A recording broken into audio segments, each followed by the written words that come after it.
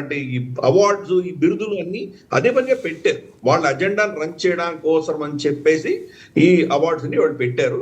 కాబట్టి మొహమ్మద్ యూనిస్ పెద్ద గొప్ప ఘనకార్యం ఏం చేయలేదు. తను చేసిందంతా ఏంటంటే బిల్ క్లింటన్, హిలరీ క్లింటన్ వాళ్ళ కుటుంబానికి సంబంధించినటువంటి బ్లాక్ మనీని రౌండ్ ట్రిప్పింగ్ చేసి దాన్ని హవాలా ట్రాన్సాక్షన్ చేశాడు కాబట్టి దానికి నోబెల్ ప్రైజ్ ఇప్పించారు. అంతకుమించి అతని ఘనత ఏమీ లేదు. సరే, ఆయన పక్కన పెడదాం, పాకిస్తాన్కి వద్దాం. పాకిస్తాన్ పరిస్థితి ఏంటంటే ఈ రోజు ఇమ్రాన్ ఖాన్ వాళ్ళ సమాజాన్ని రెండు ముక్కలు చేశాడు. ఇమ్రాన్ ఖాన్ ని జైల్లో పెట్టి కేసు మీద కేసు వేసి అతన్ని జైల్లోనే ఉంచే దిశగా వీళ్ళు ఎంత ప్రయత్నాలు చేసినా సమాజం అతను చీలిపోయింది. ఇప్పటికి కూడా ఇమ్రాన్ ఖాన్ యొక్క సమర్థన, ఆయనకు ఉన్నటువంటి ఫాలోయింగ్ లో ఎటువంటి మార్పు లేదు. పైపెచ్చు మొట్టమొదటిసారి గత 75-76 ఏళ్ల చరిత్రలో, పాకిస్తాన్ చరిత్రలో మొట్టమొదటిసారి పాకిస్తానీ సైన్యం అంటే ఎవరికి గౌరవం లేకుండా పోయింది. ఆ దేశంలో ఇంతవరకు వాళ్ళ సమాజాన్ని, వాళ్ళ దేశాన్ని ఒకటే తాటి మీద తీసుకువెళ్ళేటువంటి ఏకైక శక్తి వాళ్ళ సైన్యం ఉండేది. ఈ రోజు వాళ్ళ సైన్యం మీద గౌరవం లేకుండా చేయగలిగినటువంటి ఘనత అంటే మన కాగల కార్యం గంధర్వులే చేశారని మనకు సామెత ఉంది తెలుగులో. అలాగే మనం చేయాల్సింది ఇమ్రాన్ ఖాన్ చేశారు. కాబట్టి ఇమ్రాన్ ఖాన్ యొక్క దాటికి తట్టుకోలేకుండా ఉన్నాడు అసీం మునీర్. పైపెచ్చు సరే, వాళ్ళ అంతర్గతమైన ఇష్యూస్ మనకందరికి తెలిసిన విషయాలే. బలూచిస్తాన్ లో జాఫర్ ఎక్స్ప్రెస్ కిడ్నాపింగ్ కావచ్చు, అదే హైజాకింగ్ కావచ్చు, అలాగే ప్రతిరోజు 10-20 మందిని చంపడం కావచ్చు. ఈ రోజు లేటెస్ట్ వాళ్ళ మొత్తం ఆర్మీ కాన్వాయ్ మీద దాడి చేసి 10 మందిని చంపేశారు. ఈ రోజు చంపారు వాళ్ళు బలూచిస్తాన్ లో. అది కలాత్ లో చంపారు. కలాత్ సుల్తానే దానికి సంబంధించినటువంటి ఎవరైతే అధినేత ఉన్నారో అతని సంతకం ఆధారంగానే బలూచిస్తాన్ని ఫోర్స్లో కన్వర్ట్ దాన్ని విలీనం చేసుకున్నారు. కాబట్టి ఆ కలాత్లోనే ఈరోజు అటాక్ జరిగింది. అలాగే మనం టహరీకే తాలిబాన్ పాకిస్తాన్ ఏం చేస్తుందో మనకు తెలుసు. ఖైబర్ పఖ్తూన్ఖ్వాలో లేటెస్ట్ ప్రాబ్లం మనకు మీకు తెలుసో తెలీదో, నాకు తెలుసో లేదో తెలియదు, కానీ సింధులో ఇప్పుడు రగులుతోంది. సింధులో ఏం చేస్తున్నారంటే మామూలుగా రైపీరియన్ స్టేట్స్ మన సింధు జలాలన్నీ కూడాను టిబెట్ నుంచి, తర్వాత కశ్మీరు, జమ్మూ, ఈ ప్రాంతం, లదాఖ్ ప్రాంతం నుంచి పాకిస్తాన్ పంజాబ్ లోకి ఎంటర్ అవుతాయి. పాకిస్తాన్ పంజాబ్ నుంచి కింద సింధుకు వెళ్తాయి. సింధు నుంచి సముద్రంలో కలుస్తాయి. సో కొన్ని నదులకు, సింధు నదికి మనం మిడిల్ రైపీరియన్ స్టేట్, మనకు ఝేలము, తర్వాత ఈ సట్లజ్, ఇటువంటి వాటికన్నింటి కూడా మనము అప్పర్ రైపీరియన్ స్టేట్. తర్వాత పంజాబ్ మిడిల్ రైపీరియన్ స్టేట్ అవుతుంది, సింధ్ లోవర్ రైపీరియన్ స్టేట్ అవుతుంది. వీళ్ళు ఏం చేస్తున్నారంటే ఈ పాకిస్తానీ పంజాబీ సైన్యం ఆ జలాన్ని కూడాను మన థార్ డెజర్ట్, మన జైసాల్మేర్ పక్కన ఉన్నటువంటి డెజర్ట్, దాని పేరు చోళిస్తాన్ అని పిలుస్తారు, అక్కడ వీళ్ళు టౌన్షిప్లు కట్టుకుంటున్నారు. ఎందుకంటే వాళ్ళు లాహోర్లో, ఇస్లామాబాద్ లో జగ అయిపోయింది. కాబట్టి అక్కడ పెట్టుకుని ఇంకా రాబోయే ఆర్మీ కమాండర్లకి వాళ్ళందరికీ ఇళ్లు కట్టించే ప్రయత్నం చేసి 6 కెనాల్స్ కట్టే ప్రయత్నం చేస్తున్నారు వాళ్ళు. అంటే ఈ రోజు వాళ్ళ పంటలకి సింధు ప్రాంతాల్లో వాళ్ళకి పంటలకి నీళ్లు లేవు. రాబోయే రోజుల్లో వాళ్ళకి తాగడానికి కూడా నీళ్లు ఉండవు. కాబట్టి సింధు పగ్గుమంటుంది.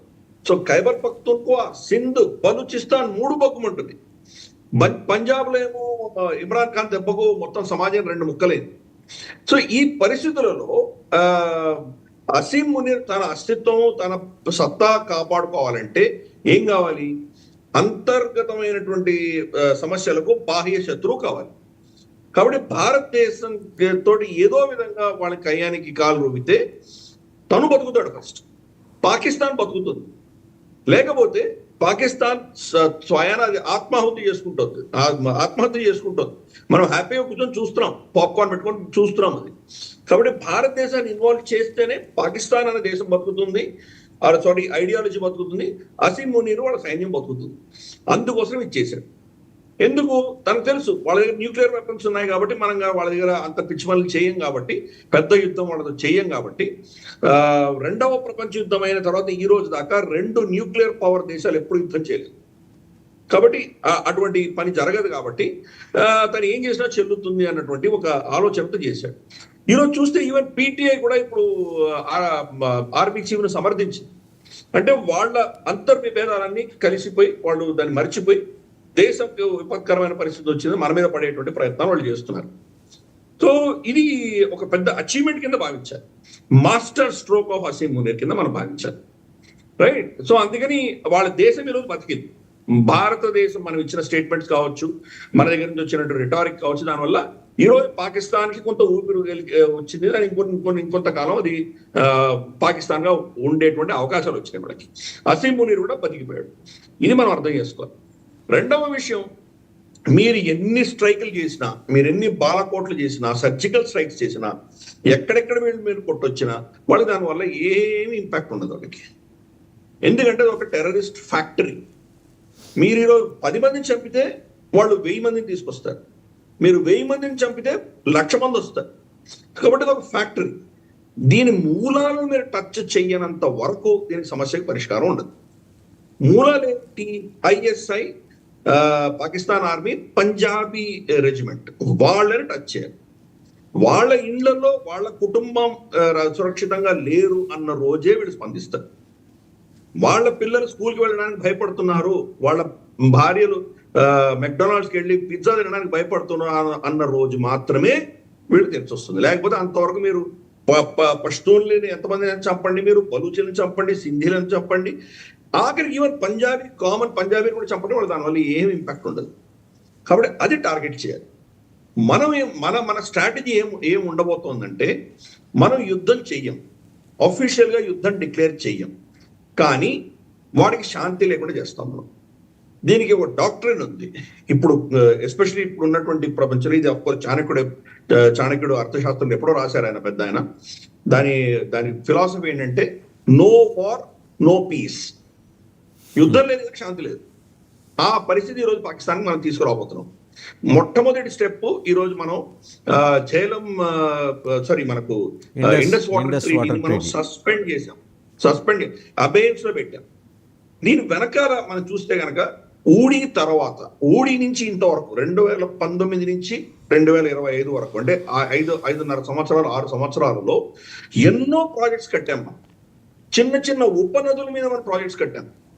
కాబట్టి అఫ్ కోర్స్ ఇంకా 10-15 సంవత్సరాలు పడుతుంది కంప్లీట్గా వాళ్ళని ఆపాలంటే. కానీ మన సైడ్ ఉన్నటువంటి నదులు ఏవైతే ఉన్నాయో, ఇండస్ వాటర్ ట్రీటీలో ఉన్నటువంటివి ఈస్టర్న్ రివర్స్ అంటారు. ఈస్టర్న్ రివర్స్ ఏవైతే ఉన్నాయో, సట్లజ్, రావి, బియాస్, ఈ మూడింటి నుంచి రమరకి ఆపేశాం, అక్కడ వెళ్ళట్లేదు నీళ్ళు. మళ్ళా తర్వాత వాళ్ళకి ఇచ్చినటువంటి 80% వాళ్ళకి ఇచ్చినటువంటి నీళ్ళ జలాలు ఏవైతే ఉన్నాయో, ఇండస్, చెనాబ్ అండ్ ఝేలం, ఈ 3 నదుల్లో కూడా ఈ రోజు మనం వచ్చిన వార్త మీరు కూడా చూసే ఉంటారు, సడన్ గా వాళ్ళకి చెప్పకుండా మనం ఎక్సెస్ నీళ్లు ఝేలం నుంచి వదిలిపెట్టాం వాళ్ళకి. అక్కడ ఫ్లడ్స్ వచ్చాయి. పంటలు కోయడానికి సిద్ధంగా ఉన్నప్పుడు వాళ్ళకి ఫ్లడ్స్ వస్తున్నాయి. దాన్ని నాట్లు వేయాలి అన్నప్పుడు మనం నీళ్లు ఇవ్వం. రేపటి రోజు వాళ్ళు అన్ని నాట్లు వేసిన తర్వాత ఫ్లడ్స్ వచ్చేలాగా మొత్తం సాయిల్ కొట్టుకుపోయేలాగా మనం చేయొచ్చు, చాలా చేయొచ్చు. వాళ్ళని ఇబ్బంది పెట్టాలంటే చాలా చేయొచ్చు.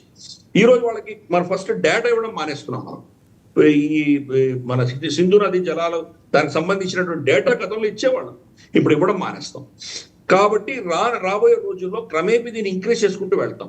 మనం కూడా ఏంటి, దాన్ని క్యాన్సిల్ చేయలేదు. ఎందుకంటే క్యాన్సిల్ చేస్తే ఇంటర్నేషనల్ గా దాంతో ఇబ్బంది వస్తుంది. గిరిధర్ గారు, ఇక్కడ ఒక ప్రశ్న అండి.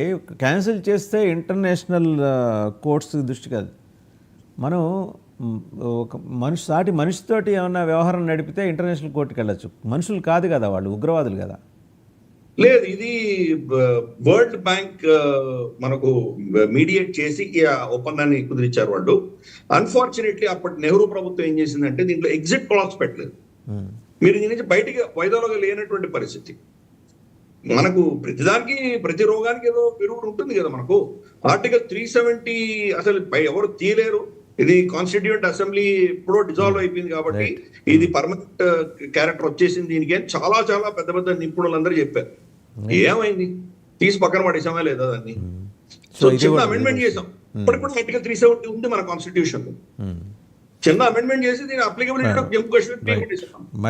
అలాగే సంబంధించి కూడా అంతే, ఇండస్ వాటర్ ట్రీటీకి సంబంధించి కూడా ఈ ఇండస్ వాటర్ ట్రీటీలో లేనటువంటి క్లాజు మనం ఒక పర్టికులర్ యునైటెడ్ నేషన్స్ కన్వెన్షన్ మన సిగ్నేటరీస్. మనం దాని ప్రకారం ఏంటంటే కనుక అండర్ ఎక్స్ట్రాడినరీ సర్కమ్స్టాన్సెస్ ఏ 2 దేశాల మధ్యలో ఉన్న ట్రీటీనైనా మీరు విత్డ్రా అవ్వచ్చు అని ఒక యునైటెడ్ నేషన్స్ చట్టమే ఉంది. దాని ఆధారంగా తీసేసాం. తీయలేదు, ఇంకా తీయదలుచుకుంటే తీయచ్చు. ప్రస్తుతానికి ఇట్ ఇస్ అండర్ అబేయన్స్, ప్రస్తుతం అబేయన్స్లో ఉంది. గిరిధర్ గారు మళ్ళీ మీ దగ్గరకు వస్తాను. ఒక్కసారి డాక్టర్ ఫణిరాజ్ కుమార్ గారి దగ్గరికి వెళ్దాం, మళ్ళీ వస్తాను. డాక్టర్ ఫణిరాజ్ కుమార్ గారు, మీరు ఎలా చూస్తున్నారండి? సైనిక చర్య దిశగా వెళ్తే బాగుంటుందా, ఎకనామిక్ బ్లాకేడ్ చేస్తే బాగుంటుందా? చాలా బాగుండటం అనేది నా ఉద్దేశం ఏంటంటే, బాగుండటం అనేది ఏంటంటే పాకిస్తాన్ని సఫోకేట్ చేయాలి, ఏకాకిని చేయాలి. అది ముఖ్యంగా నేను స్ట్రాంగ్లీ కండమ్ చేస్తున్నాను ఈ యాక్ట్ని. నా సైడ్ నుంచి చాలా బాధగా ఉంది, రక్తం ఉడుకుతుంది అనమాట. అది తెలుసో తెలియక చిన్నప్పుడు స్కూల్లో ఉన్నప్పుడు ఆర్ఎస్ఎస్ వెళ్తుండేవాళ్ళు. ఆర్ఎస్ఎస్కి వాళ్ళు దేశభక్తి విపరీతంగా నేర్పించారు. అది ఇప్పటికో గుర్తుంది. ఇంకా నమస్తా సదా వత్సలే మాతృభూమి అనేసి ఇంకా స్టిల్ ఐ రిమెంబర్.